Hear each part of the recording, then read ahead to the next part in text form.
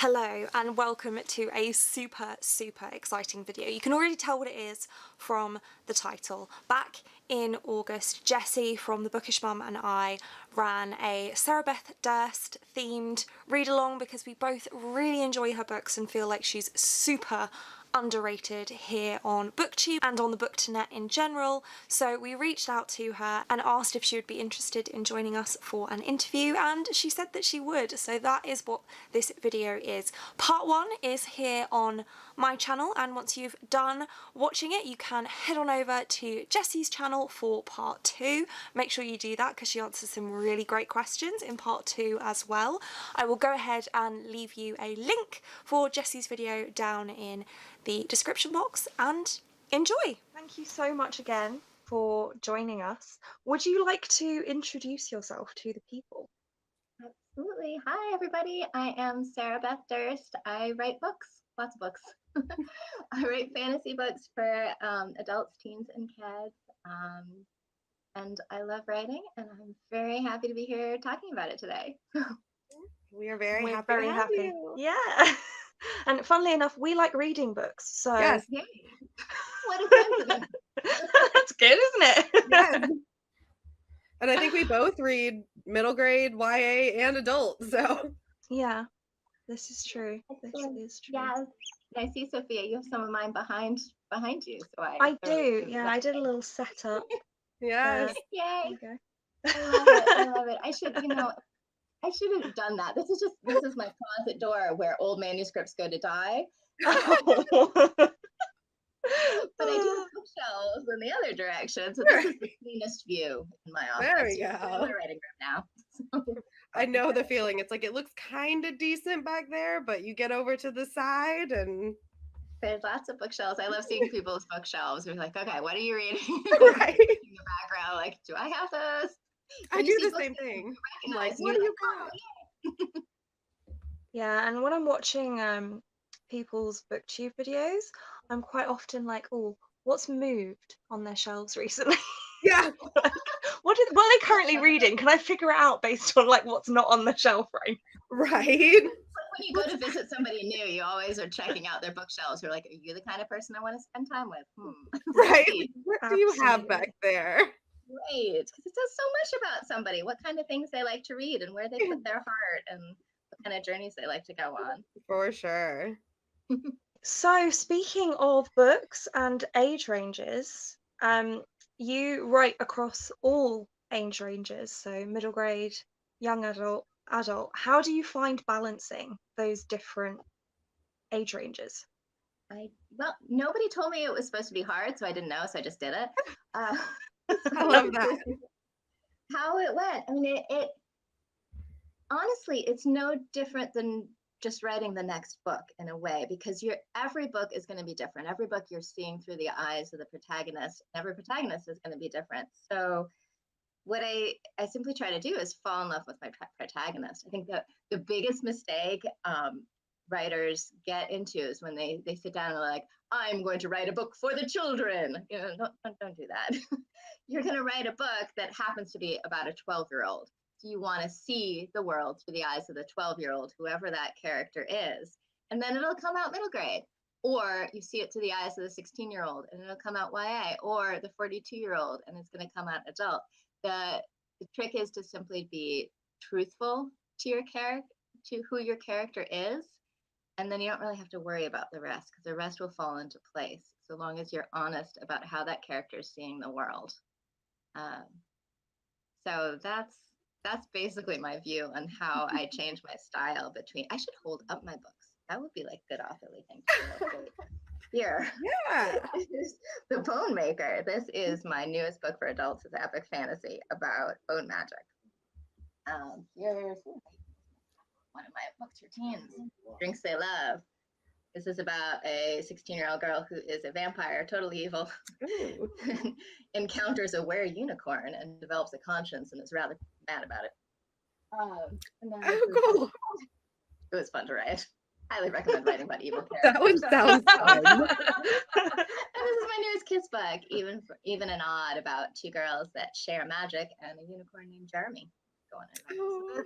So the cute. age range that I write in. I tend to write only one book at a time because I like to immerse myself in the world and the style and the voice and the characters and so forth. So I do find that that works for me, is if I spend a couple months on one and then switch to another world. So I guess that's another way that I approach the writing for all ages, is I don't try to do them simultaneously. That definitely makes sense. Yeah. I mean, there are other writers that I know that like to actually work on multiple projects at the same time because they're in different stages. There's no one way to do it, but Yeah. that works for me. I couldn't imagine writing more than one at a time. I'm a very one at a time type person as well. Yeah, that works. And I tend to do them chronologically too. I know a lot of writers that hop around and they're like, well, I'll write the end and see where I'm going. I'm like, how do you know the end? I don't know. I'm not there yet. I'm not there yet. Yeah, I can't even imagine writing one, so. I know, right? Yeah, I'm definitely not a writer. Unless you count blog posts, but Blog posts count. I mean, it's different style, definitely. totally. Probably fewer talking dragons in your blog posts, but maybe not. I don't know. Maybe. I probably could. Well, I'm pretty that in somewhere. There's no story that can't be improved by adding a dragon or a talking cat. Talking cats also. True. Agreed. So speaking of like your age ranges, do you have a preferred age range to write in? No. No. I love them all. Really, I wouldn't. Okay, my biggest advice to anyone out there that wants to be a writer is to write what you love. There's this old adage around like write what you know, but I really think it should be write what you love. Write the kind of book you want to read. So that's what I'm always doing, no matter what age range I'm writing. Is I'm writing a book that, and I like reading all age ranges, so I'm always writing the book that I want to read. There are definitely things I love that are different about each of them. For instance, when you write for kids, you're writing a lot about firsts. It's the first adventure. It's the first taste of wonder. It's first friendships, very first step outside safety, outside your home. The first time you change. And it's often the first for the readers too. It's the first time they've encountered a story like this. And you get to be the first one to take them to this other world. And that's really cool.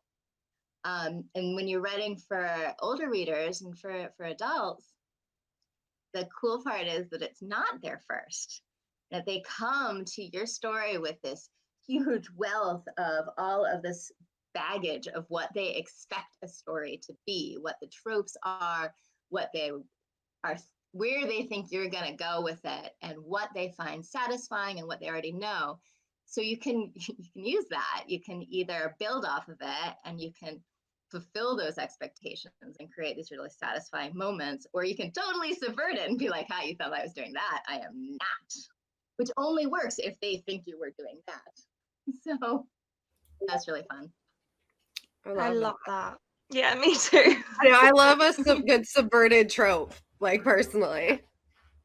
Yeah, I love being proved wrong when I'm reading something. I'm like, I think this is going in this direction, and then it goes in a completely different direction. I'm like, my mind is blown. I love it. Yeah, I love doing that. Like when I was writing Queen of Blood, I liked that one specifically takes the chosen one trope and says, nope, Delana is not a chosen one. She is the absolute opposite. She is a mediocre student. She's not very good at this. She never does find the magic amulet or the whatever, or discover that she's a child of whatever. She doesn't. She just works really, really hard. So like her strength is her determination. I couldn't have done that if I didn't know that the readers were already familiar with what the expectations were for the chosen one trope. So I got to play with that in that book. I love that. I think that was actually one of my favorite parts about that series. Was it was like not what you expected coming into a book being like, oh, chosen one. And you're like, just kidding. Not at all. Yeah. I'm glad you like that. Good. Yeah, that was fun to write. And Naylin too.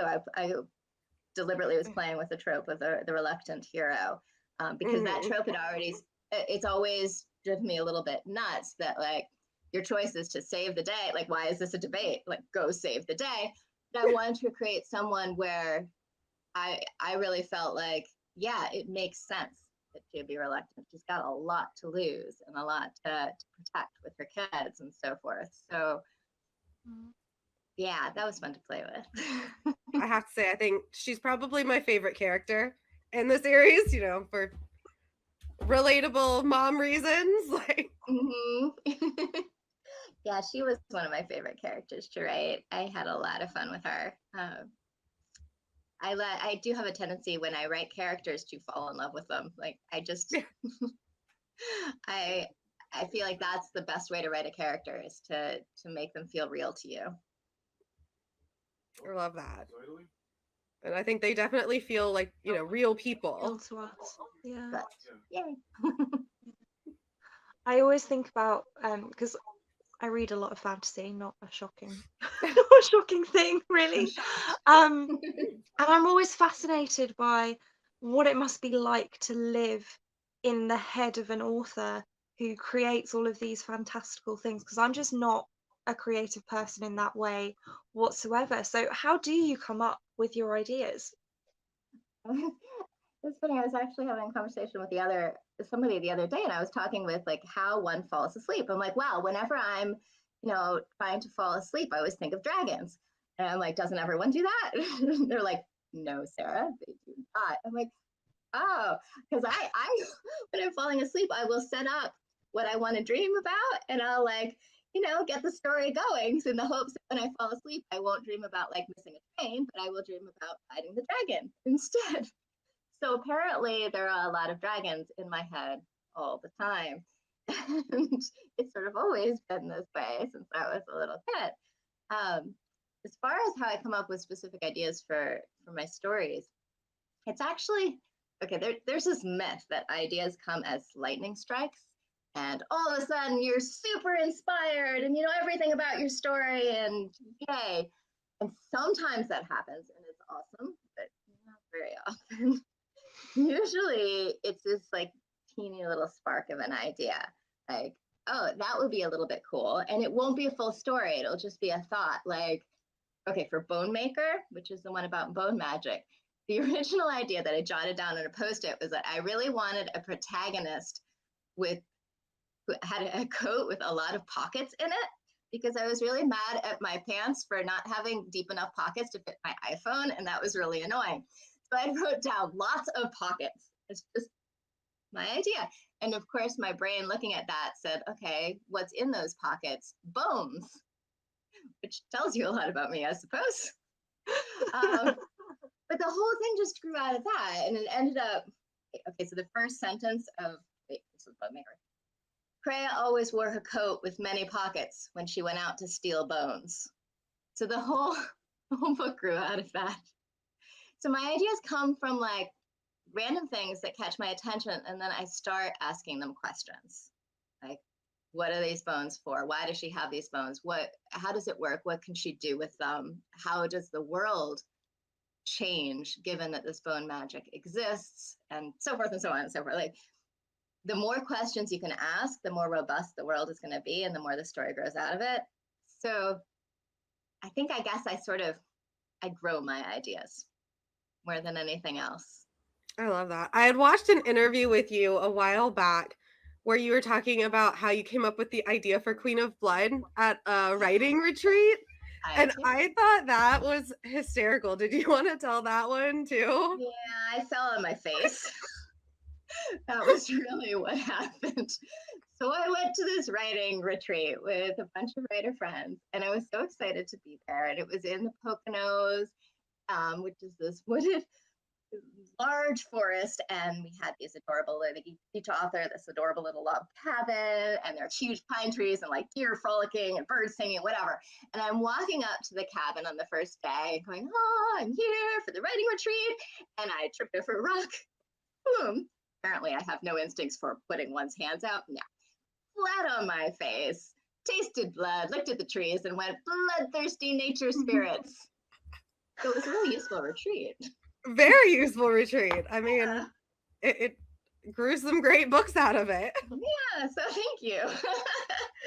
Yeah, so ideas come from clumsiness. And I can relate to that.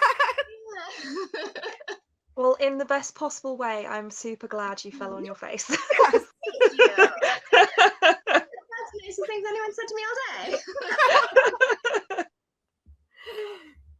So you kind of mentioned, falling asleep and the dragons in your head. Is that kind of how you came up with the idea of just, why did you decide to write fantasy? Is it the dragons, or Oh, it's is totally it the something dragons. that's always been? I've always been. I was completely that kid that, every birthday the relatives would ask, "What do you want?" I'm like, "Magic wand," and they're like, "Ooh, cool!" And I'm like, "No, a real working magic wand, please, thank you." I'd spend hours in the backyard searching for a dragon's egg because we had these woods behind the house, and obviously there had to be one there somewhere. Until I was probably way too old to be doing so, I would always check the back of my closet for the way into Narnia. Kind of still do that sometimes, just in case. You don't want to miss it if it decides to be there. That would be way worse. So I think I was always kind of in love with fantasy, in love with the idea of there being magic just around the corner if you just looked in the right way at the right time hard enough. And when I didn't find it, I decided to write it. Books, you guys know this, books are magic. Books take you someplace else. And I always desperately wanted to be a part of that magic of making worlds. Now I would remember being 10 years old, and I would gather up all the scrap paper in the house and tape them together till they filled my entire floor, and draw these huge fantasy maps and fill them with characters. I actually, this is slightly embarrassing, once read the phone book looking for cool names, and I would write each of them down in an index card and give them all a magical talent and a talking animal sidekick. I love that. Awesome. So that's kind of where I began. I decided I wanted to be a writer when I was 10, and I knew I wanted to write fantasy, which all goes back to the write what you love thing. I love fantasy, so I love writing it. So That's awesome. And you clearly have a pretty large backlist of books. I mean, I have a few of them here, but certainly not anywhere near all of them. So where do you recommend that new readers start? That's a good. Well, it depends what you like. I mean, I do have on my website, which is just my name, sarahbethdurst.com. I've got the excerpts of the first chapter of all of my books, so new readers could just go in and see what appeals to them. Because I do write across all the different subgenres of fantasy. A lot of my books are standalones.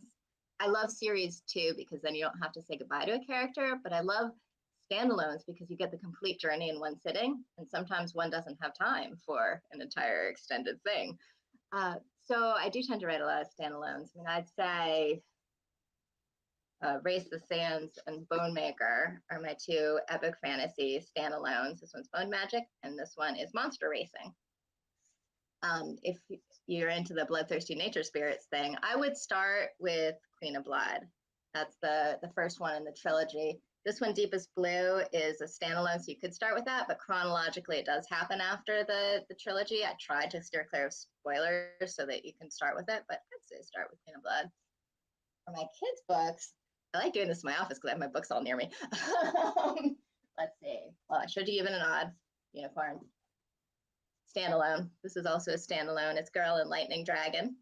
And I love this cover. The artist is Brandon Dorman, and he's been doing all of my middle grade covers, and I love his work. That is so pretty. Isn't that pretty? This is another one of the covers he did. This is Catalyst. This is Giant Kitty.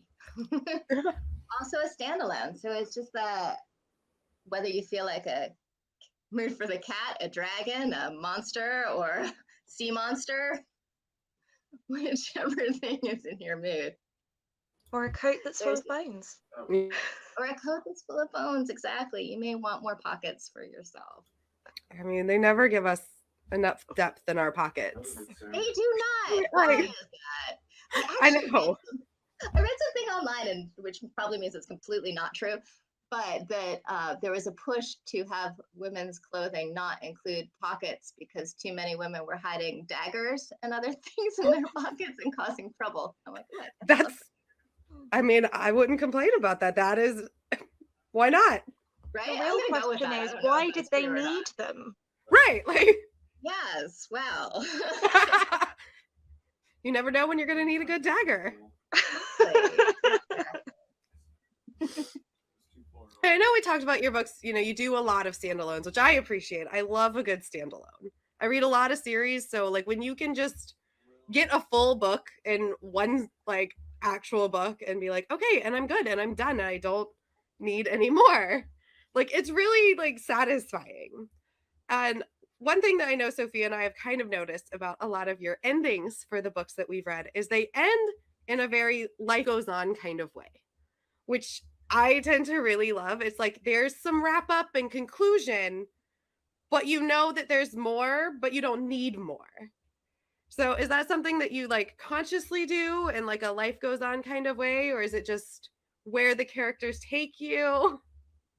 Funny enough, I was watching your video talking about these books, and I was like, oh yeah, I do that in all my books. That tells you about how conscious it is. Actually, never That's great. really ended in a different way because these people feel so real to me when I'm writing that I think, of course, their lives go on. You know, it always kind of bothered me in fairy tales where it ends with the wedding. You know, Yeah. and they're like, the end. I'm like, what do you mean the end? A wedding is a beginning. You know, you have a whole lifetime ahead of you after that. It's not over when you're 23. I hope not. Right? That I was gone a while ago. Yeah. Right? I've been done for a while. Like Sam. So it feels right to me to leave a story with the implication that they go on to have more adventures and they go on to have lives. And I hope I've left them in a place where those will be happy and fulfilled lives. But they're not going to stop doing cool stuff just because I got to the end of this particular story. So I love ending books like that with the implication that, yeah, life does go on. And who they are is now at the end of the story is going to inform the rest of their lives. And feel free to imagine what that is.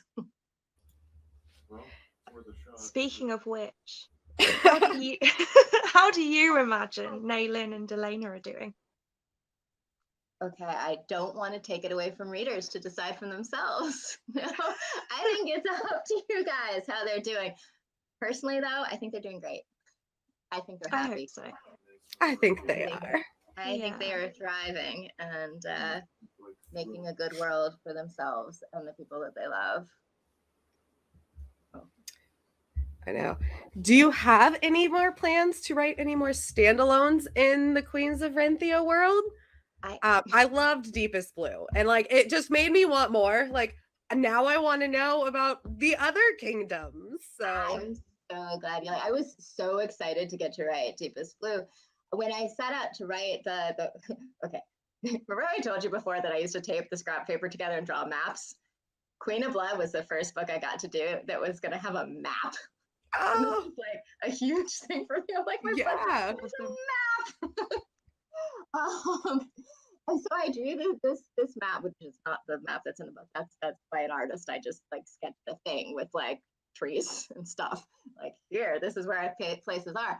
And of course, I drew these little islands down at the bottom because I'm like, there's a sea down there. They're islands, and I just toss them down. And while I was writing the series, I started wondering about how are they surviving on those islands? I mean, they're surrounded by ocean filled with wild spirits that are, you know, going to eat them. And how are any of them still alive? I would personally survive about 5 minutes in any of the worlds that I create. I have zero survival instinct. That's why I got to write Deepest Blue, is because I started worrying about those people. And I would love to write books in the other kingdoms, but I don't have any immediate plans right now. Other stories kind of grabbed me first. I needed to write about the girl with the pockets and her bones, and I needed to write about that monster racing. They're stories I want to tell. So no immediate plans, but maybe someday is my answer to that. That I will be waiting for those. Thank you. And I know we kind of talked about, you know, life not ending at 23. Like I had my first kid at 23. So like to me, that's like a starting point. Right. One thing I know as being, you know, an older reader, a mom myself, I look for books that represent me, that have, moms, and that aren't just like the typical YA moms that are either dead or not there, Yes. or like terrible people. Do you have any more plans to write books, that center moms? Because I know like Race the Sands, and even in Bone Maker, one of the side characters was a mom, and then one of the main characters was a dad, and I absolutely love seeing that. So And I the think it's lacking in fantasy, adult and YA. That's what I thought too. Oh my gosh, I would hate to be a parent in a YA or a children's book because they're all either evil or dead. It's really upsetting. I get trampled by rhinoceros at the first paragraph, and James and the Giant Peach, and I get why writers do that. You need to write a kids book. You have to have the kids have agency. Otherwise, it's not their story. And if you have an adult around going, gee, maybe you shouldn't pick up that sword, and going through that portal is not the brightest idea you've ever had. Maybe you should finish your homework. Then you're not going to have a book. So I do get that. And I've actually tried to counter that a little bit in some of my kids' books by having healthy parent relationships in them. I've been playing a bit, well, a lot of the theme I play with is what does it mean to be strong? And what does it mean to be a strong woman and a strong girl?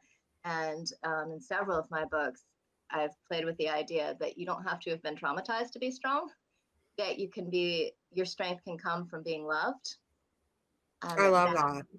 Yeah, that can be a stepping out point. So I am conscious of the parent figures in my kids' books as well as the adult books.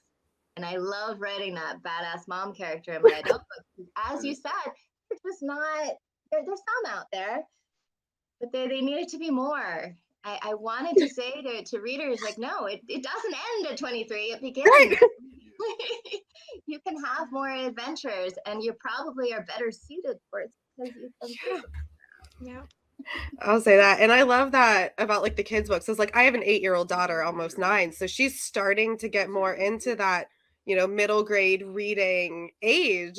And it's so strange to be like, okay, well, like read this book where it's like everyone's traumatized and the parents are dead. Yeah. So, which I love. There are lots of books like that I love. oh yeah. But it's not the only way to be strong. It's not the only way to be a parent and get to be in a story. And I did push it particularly hard in Bone Maker because the whole concept is this is 25 years after their big adventure. It's set after they've defeated the big bad, and they think they're done being heroes, and they're called on again to save the world, and they're a little bit more creaky. Yes. So it's definitely, it's a character and an idea that I feel really strongly about. So I absolutely will be returning to it in some fashion. Don't know, haven't written it yet. But it's funny, when you write a lot of books, you suddenly discover what your obsessions are. You might not have known, like until you said that about how I end the stories. I don't think I thought about it, and I was like, yes, that's right. That's great. And how do you think it happens in your subconscious? So yeah. How do you think being a mom yourself impacts your writing? It definitely anything you go through in your life, anything that's part of your life, anything especially that you're passionate about, like your family, is going to have a huge impact on your worldview and in your stories and how you tell your stories. Even if you're talking about, I can never base my characters on real people. They always exist outside me. But the things I care about seep into how they see the world and how they react to the world. And even if I disagree with how those characters have to interact with the world, that fact seeps into the stories. So it 100% impacts my stories, but probably not in a direct, I sit down and think about how kind of way. And it certainly impacts my process as well. Because when you have a family and you're balancing it with anything else, it's always balancing it with other things. So I kind of learned to write in the spaces. There's this myth that you sort of cling to when you first set out to be a writer, that you need this wide open stretch of time in which the muse will visit you and you'll be inspired and you'll have this gorgeous uninterrupted however many hours, and that does not exist, as you guys know. So you learn to steal the time. You learn to set aside that myth of needing that long stretch and to write in 15-minute increments or 22-minute increments, because that's how long a cartoon lasts. And once you do that and sort of set aside kind of the mystique of writing having to be this huge, special, only happens when the angels are singing kind of deal, then you do it. And it's the same way you would climb Mount Everest. It's one step at a time. If you think about the whole thing, it's intimidating, but you can do that 15 minutes while something else is going on. So I think I am the writer I am today because of my family, both logistically and stylistically and emotionally and all of it. It helps that I have a supportive family too. That's a huge thing. Having people cheer you on makes a difference. So Definitely does. find nice people. That would be my advice. Yeah. Definitely. I think in anything, just surround yourself with good people. Yes, life's too short to deal with people that are not going to help cheer you on. So that is it for part 1 of this interview with Sarah Beth Durst. As I mentioned at the beginning, do head on over to Jessi's channel for part 2. I will leave the link to that down in the description for you.